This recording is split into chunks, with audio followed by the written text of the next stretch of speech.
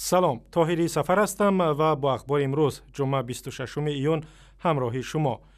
امام علی رحمان رئیس جمهوری تاجیکستان گفت تا کنون 7 دانشجوی تاجیک که در خارج تحصیل می‌کردند و 11 دانشجوی دانشگاه‌های داخلی به صف گروه‌های تندروی اسلامی پیوستند و به جنگ سوریاوو ایراق رفتند. امام علی رحمان روز 26 ایون در آستانه جشن وحدت ملی در حضور دانشجویان دانشگاه اگراری در دوشنبه گفت به عقیده‌های دیگری مذهبی پیروی نکنند. افزایش نفوذ نهاد تروریستی به نام دولت اسلامی در سوریه و عراق از جانب جنگجویان آن کوشش زیر تصرف گرفتن منطقه‌های نو به نو این کشورها، کشتار بیرحمانه هزاران نفر مردم مسلمان و از بین بردن میراث فرهنگی، اینچنین وسعت گرفتن غایه‌های تندگرایی در بعضی دولت‌های همسایه از جمله افغانستان عامل‌های اساسی و نگران کننده وضعیت امروزه به حساب می روند.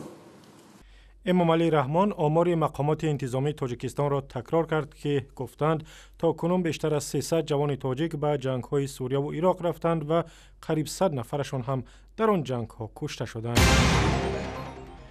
حامیان حقوق در دوشنبه با برگزاری یک نمایشگاه درباره مبارزه با شکنجه همچنین از مقامات تاجیکستان خواستند این ظهورات منفی را ریشه‌کن کند. در این نمایشگاه عکس آنهایی را گذاشته بودند که یا در نتیجه بدرفتاری در ارتش معیوب و مجروح شدند یا بر اثر لطوکوب بیرحمانه مقامات انتظامی کشته شدند. حامیان حقوق گفتند که با وجود آن که تاجیکستان در قانونها مفهوم شکنجه را وارد کرد و برای آن جزا تعیین نمود، ولی باید سعی و کوشش برای از بین بردن شکنجه بیشتر شود. با همراه کردن یک موضوع شکنجه مثلا حل شده باشد. ما وقتی دیدیم که چند واقعه ها هم در وزارت مدافع نسبت عسکران، هم در میلیسیا، هم در حبسخانه ها که چندین ها از شکنجه نابود شدند. بنا به گزارش‌ها سازمان‌های حامی حقوق در تاجیکستان امسال بیشتر از 20 پرونده بدرفتاری و یا شکنجه متهمان به جنایت را ثبت کردند. در پی اتستاسیا یا سنجش سطح دانش کارمندان آژانس ضد کورپسیا در تاجیکستان 56 کارمند نهاد از وظیفه‌هایشان برکنار شدند. در دفتر مطبوعات آژانسی روز 25 ایون به رادیو آزادی گفتند این کارمندان نتوانستند از سنجش کسبی بگذرند و برای همین فعالیتشان در آژانس نظارت مالیوی و مبارزه با کورپسیا به پایان رسید.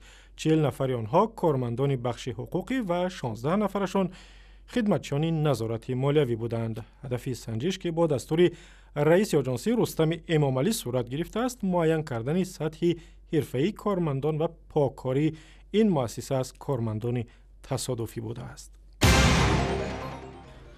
در شهر دوشنبه بخشیده به روز بین المللی مبارزه با مواد مخدر سیری دучархасаворӣ برگزار کردند.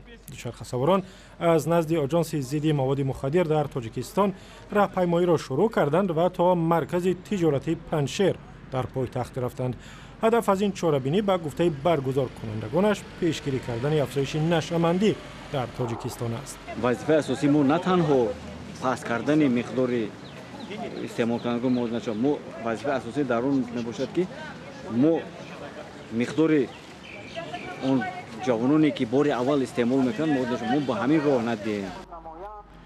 در این راهپیمایی دучархасаворон ظفر شرف و ورزشکاری 64 ساله شرکت داشت و از جوانان تاجیک خواست هرچی بیشتر به ورزش مشغول شوند.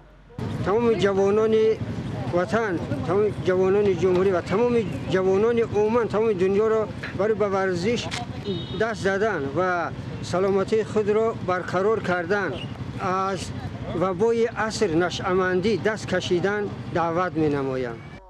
در تاجیکستان همسایه با افغانستان هر سال هزاران کیلوگرم مواد مخدر از جمله هروئین، تریاک و افیون را مصادره می‌کنند. در خود کشور نیز بیشتر از 7000 نفر معتادان مواد مخدر ثبت شدند. شهرداری دوشنبه به مناسبت 18مین سالگرد روز وحدت ملی که 27 ایون برگزار می شود مراسم ختنه‌سوری 360 نورس و بزم عروسی 55 جفت جوان از خانواده‌های نیازمند را برگزار کرد. توی ختنسور در باغ پایتخت صورت گرفت. شهردار دوشنبه محمد سعید عبیداللهیف در این مراسم خیریه شرکت کرد و جفت‌های جوان را تبریک گفت. طور رقم‌های آماری شهادت می‌دهند شروع از سال 2010 تا به امروز در پایتختمان 6380 توی‌های خیریوی ختنسور و 410 عروسی دامادی برپا کرده شدند.